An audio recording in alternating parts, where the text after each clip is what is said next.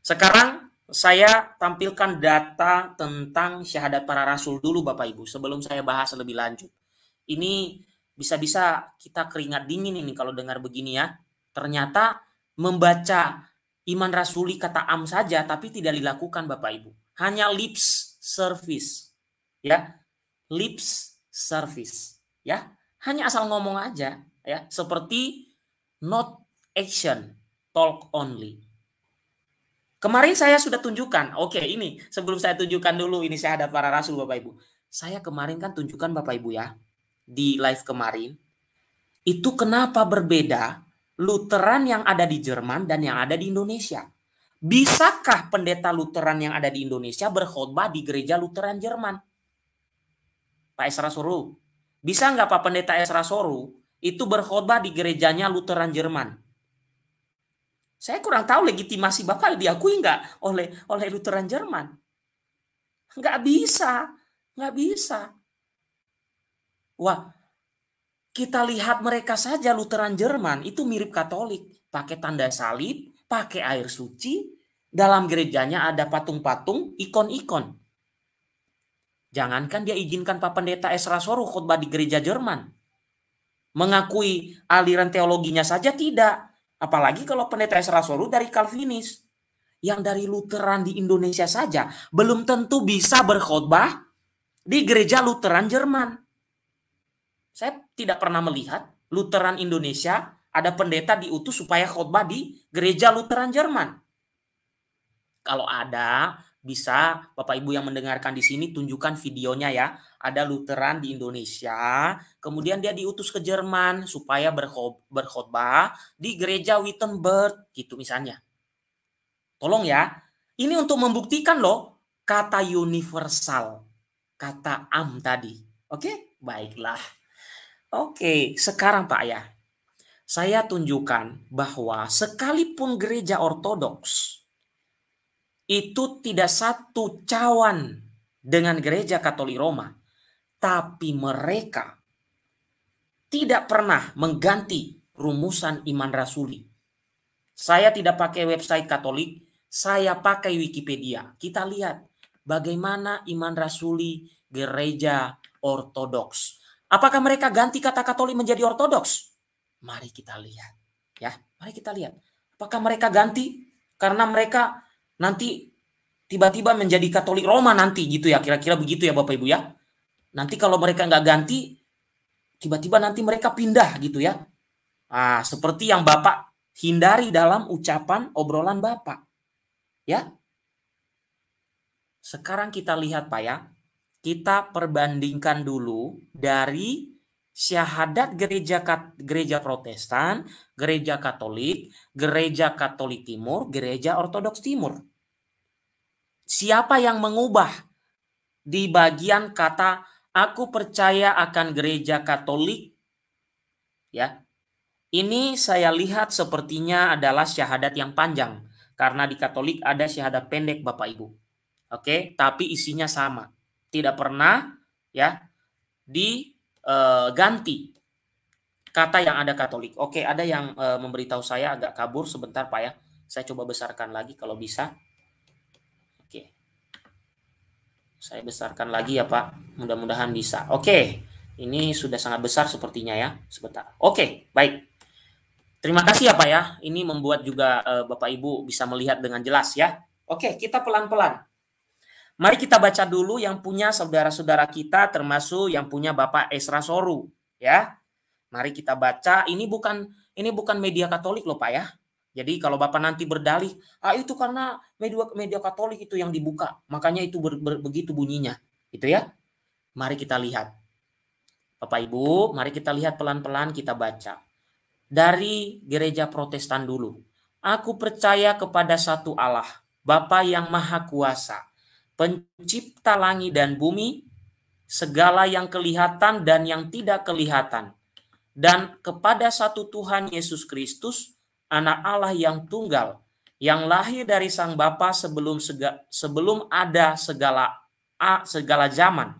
Allah dari Allah, terang dari terang, Allah yang sejati dari Allah yang sejati, diperanakan bukan dibuat, sehakikat dengan Sang Bapa, yang dengan perantaraannya segala sesuatu dibuat, yang turun dari surga untuk kita manusia dan untuk keselamatan kita, dan menjadi daging oleh Roh Kudus dari anak darah Maria, dan menjadi manusia, yang disalibkan bagi kita di bawah pemerintahan Pontius Pilatus, menderita dan dikuburkan, yang bangkit pada hari ketiga sesuai dengan isi kitab suci, dan naik ke surga, yang duduk di sebelah kanan Sang Bapa, dan akan datang kembali dengan kemuliaan untuk menghakimi orang yang hidup dan yang mati, yang kerajaannya takkan berakhir.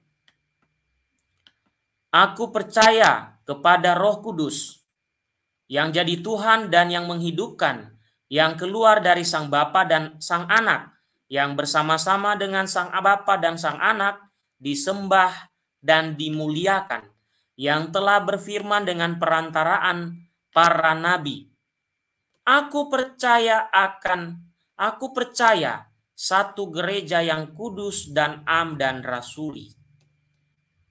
Bapak Ibu, ini adalah syahadat yang panjang Bapak Ibu ya, bukan syahadat pendek. Karena di Protestan juga ada syahadat pendek, mirip-mirip seperti Katolik. Tetapi bagian ini tidak ada yang berubah kalau di Katolik.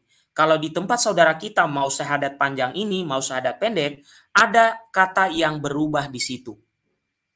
Oke, Bapak Ibu, di situ aku percaya satu gereja yang kudus dan am dan rasuli.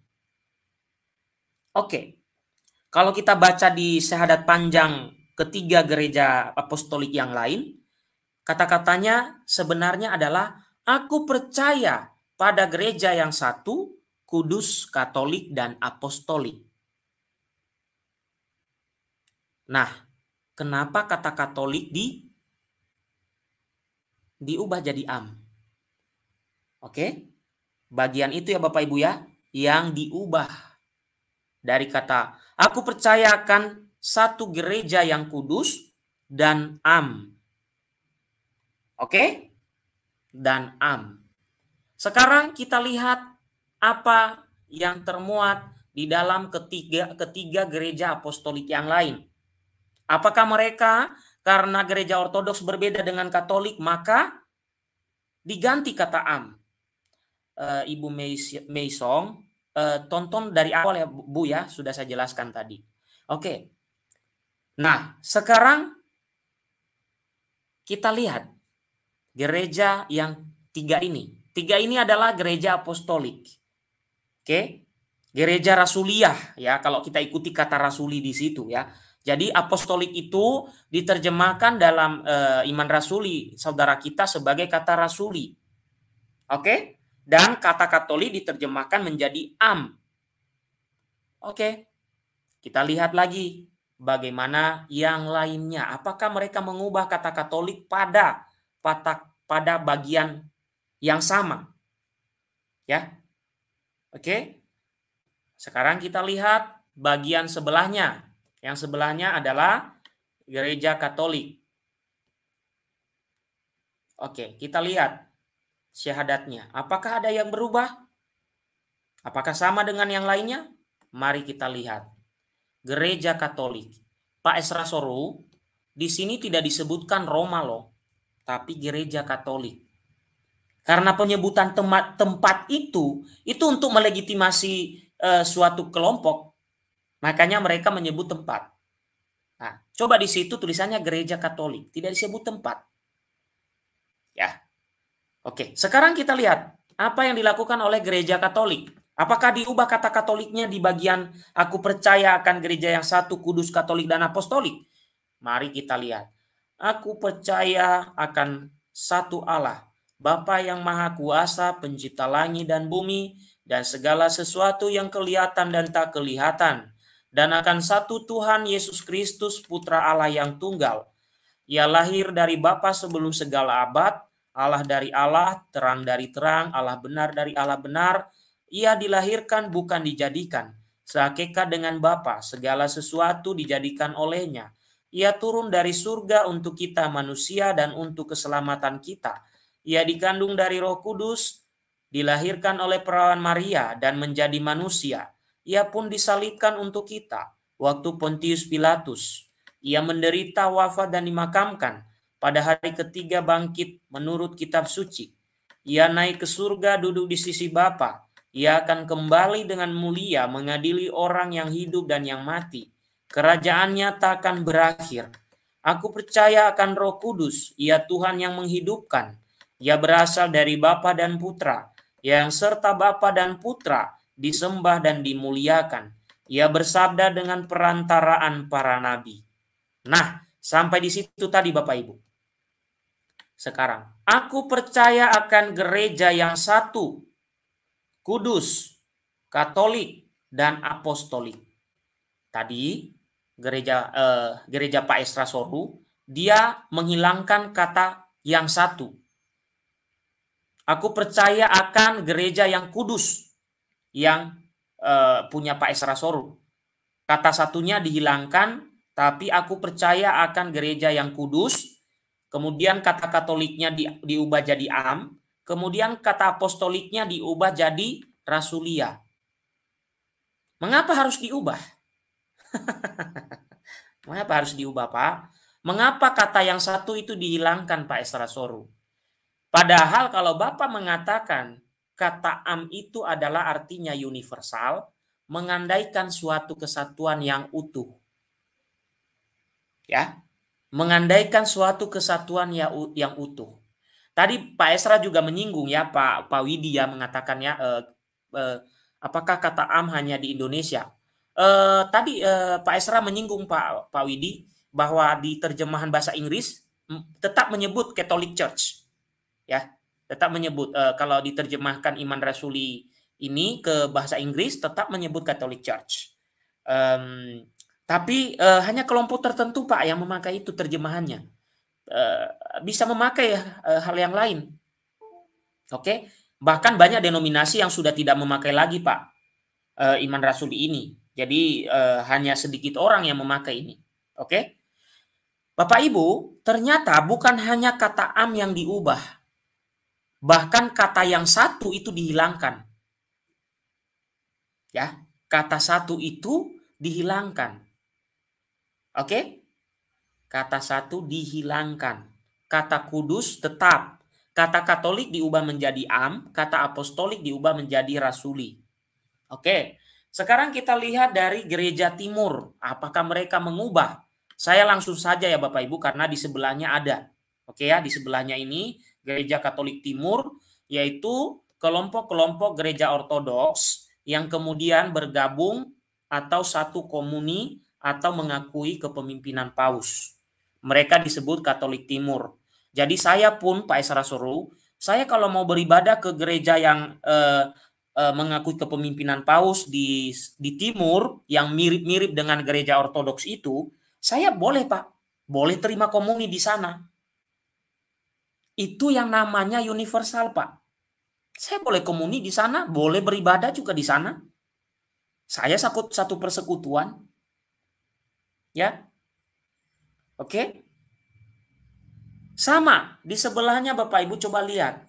Ini gereja Katolik Timur, yaitu kelompok dari ortodoks yang kemudian bersatu dengan Katolik Roma atau dengan Katolik ya. Penyebutan tempat ini adalah suatu agak gimana gitu Bapak Ibu, supaya kelompok tertentu melegitimasi bahwa dia itu ada kelompok di tempat ini, ada kelompok di tempat ini. Nah, itu legitimasinya. Tapi tidak masalah selama Pak Esra Soru itu bisa mengamalkan yang katanya am tadi itu loh. Ya, am itu kan katanya universal. Nah, tadi saya sudah kasih contoh-contoh Pak. Kalau universal itu ya mengandaikan persatuan yang ya bisa dikatakan dimanapun bersatu gitu. Ya, oke. Di sebelahnya Bapak Ibu, saya langsung saja, saya tidak mulai dari atas terlalu panjang ya. Di sebelahnya juga sama, gereja yang satu, kudus, katolik, dan apostolik. Tidak ada yang mengganti Bapak Ibu. Bahkan yang jelas-jelas ortodoks timur ya, itu di abad ke-11 ya, terjadi skisma, tidak mengganti kata itu. Tidak mengganti kemudian gereja aku percaya akan gereja yang satu, kudus, ortodoks, dan apostolik. Enggak diganti Bapak Ibu. Karena apa? Gereja Katolik itu sejak awal memang gereja Katolik. Ini kan iman rasuli ini kan hasil dari beberapa konsili iman rasuli ini. Dan di dalamnya semua kelompok mengaminkan. Kenapa kemudian diganti oleh kelompok-kelompok lain itu menjadi am, Bapak Ibu? Atas kuasa siapa? Kok bisa diganti-ganti? Bahkan yang misalnya gereja ortodoks itu mereka kan punya suksesi apostolik. Mereka sebenarnya bisa saja berhak untuk mengganti kata itu. Tapi enggak, karena mereka setuju dengan ajaran para rasul. Kata Katolik itu tetap ada di situ. Universal itu tetap, meskipun juga di dalam ortodoks Bapak Ibu. Ya mohon maaf ini saya singgung sedikit karena ini apa namanya Romo Daniel Bambang Biantoro juga sering menyinggung ini. Walaupun Bapak Ibu di dalam gereja ortodoks sendiri itu juga punya nama tempat-tempatnya Bapak Ibu. Itu tadi saya mau mengatakan apa namanya untuk melegitimasi diri. Ya, ada macam-macam ortodoks Bapak Ibu. Tidak bisa apa namanya?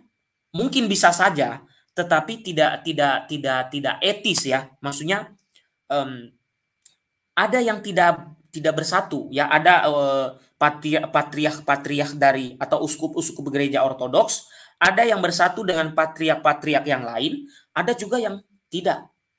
Bahkan kan sempat terjadi akhir-akhir ini skisma Bapak Ibu di ortodoks. Silakan Bapak Ibu nanti cari ya. Jadi dengan kejadian seperti itu tidak menunjukkan universalitas Bapak Ibu. Karena pastinya ortodoks yang skisma dengan ortodoks yang lain nggak mungkin saling mereka ke gereja masing-masing kan? Nggak mungkin, maksudnya saling misalnya ya udahlah minggu ini saya datang ke gereja ortodoks yang satu aja, aku nggak ke gerejaku hari ini. Nggak bisa, nggak bisa, nggak bisa. Karena apa? Sudah saling skisma mereka. Ya, Bapak Ibu nanti ya, coba cari ya benar nggak apa yang saya katakan ini. Saya dengar-dengar sih, saya baca maksud saya bukan dengar-dengar. Ada skisma baru-baru ini dari ortodoks gitu ya. Dan dengan kata itu dengan kata lain ya tidak bisa. Makanya di Indonesia membingungkan juga ortodoks Bapak Ibu. Banyak kelompok mengaku ortodoks. Ada ortodoks yang mengatakan kami itu dari Patriark Alexandria. Lalu ada yang mengatakan kami ortodoks dari Patriark Rusia. Kami ortodoks dari Rocor, gitu ya, misalnya gitu. Kami ortodoks yang pemimpinnya adanya di Australia misalnya. Bapak Ibu, antara umatnya bisa nggak sih saling imam-imamnya maksud saya, antara imamnya bisa nggak? Antara gerejanya bertukar gitu loh. Ya udahlah imam di gereja kamu yang ortodoks Patriark Alexandria boleh berkhotbah di gereja ortodoks Rusia. Nah, nanti kalau ada yang ortodoks tolong dijawab ya. Apakah bisa gitu ya? Kalau bisa berarti itu menunjukkan universalitas. Boleh nggak dari patriark ya pastor ortodoks dari Patriark Alexandria ataupun dari Mesir misalnya ya, ortodoks Koptik misalnya, boleh nggak imam dari ortodoks Koptik tiba-tiba datang ke Rusia lalu dia diizinkan khotbah atau memimpin misa? Karena di gereja Katolik Bapak Ibu, imam Katolik itu dimanapun dia berada bisa dia pimpin misa. Contoh misalnya di kampung kita ya, saya pakai kampung misalnya di daerah Sumatera misalnya ya. Di daerah Sumatera di suatu kampung misalnya ya. Di sana Romo ini sedang libur ya, sedang libur. Dia sebenarnya dia sedang bertugas di Papua misalnya. Ya, dia sedang berlibur. Tiba-tiba di paroki itu romo-romo yang lain sedang ada seminar yang harus mereka ikuti pada saat jam misa hari itu. Sehingga mereka romo-romo ini nanti baru misa sore mereka yang mimpin. Boleh nggak diminta dia? Boleh. Tinggal dicek Bapak Ibu. Ada kartu namanya Celebrate. Ini penting Bapak Ibu ya untuk juga menjaga supaya jangan kita meminta pastor yang sudah keluar dari kepastorannya memimpin misa. Penting ya, penting. biasanya pastor yang masih aktif, ya, yang masih aktif, dia ada kartun yang namanya Celebrate. Bahasa Latinnya celebrare ya kalau nggak salah ya. Tolong romo-romo yang mendengarkan ini beritahu saya ya. Jadi ada suatu seperti semacam bisa dikatakan paspor lah atau KTP gitulah kira-kira, kartu gitu ya, kartu jalan lah gitu ya. Kalau polisi itu ada yang namanya surat tugas ya, ada surat tugas. Jadi sehingga dia bisa menjalankan tugas itu. Sama pastor yang masih tetap dalam keimamatannya pasti dia punya itu. Itu diperpanjang loh Bapak Ibu, ada waktunya diperpanjang. Setahu saya ya, kalau saya salah mohon romo-romo yang mendengarkan beritahu saya. Ini untuk menghindari jangan sampai umat Katolik, karena Bapak Ibu, saya pernah membaca atau pernah mendengar ada suatu kejadian ya. Ini untuk edukasi dulu Bapak Ibu ya. Kita kesampingkan dulu yang lain. Ini kita masuk ke pengertian universalitas yang sesungguhnya itu seperti apa. Tadi saya sudah cerita bahwa seorang pastor dia tugas di Papua, kemudian dia liburan, dia datang ke suatu daerah di wilayah Sumatera, lalu karena pastor yang menggembalakan di paroki itu pada hari itu, pada siang atau pagi itu mereka mengikuti seminar, maka mereka minta tolong kepada pastor itu untuk memimpin misa. Dan Bapak Ibu, kalau Bapak Ibu masih ragu-ragu soal kepastoran orang tertentu, Bapak Ibu bisa mengecek. Tapi memang nggak enak Bapak Ibu ya, nggak enak sih. Tapi pernah suatu kejadian Bapak Ibu saya baca, orang ini sudah keluar dari imamatnya, tapi dia diminta memimpin misa, dia pimpin misa. Tidak ada lagi ininya Bapak Ibu ya, tidak ada lagi tanggung jawabnya untuk itu, sudah dia lepas. Sehingga kita itu sebaiknya memang mengecek ya kartu Celebrate-nya. Oke? Oke Bapak Ibu, itu hanya edukasi sedikit saja, sepengetahuan saya. Kalau saya salah pun jangan diikuti. Oke? Baik. Bapak Ibu, itulah contoh universal. Jadi saya di mana-mana, saya kemana-mana, pastor kemana-mana bertugas, dia bisa memimpin ibadah dimanapun. Bahkan dia bisa dikirim ke sana kemari sampai ke ujung dunia sekalipun, sama ajarannya.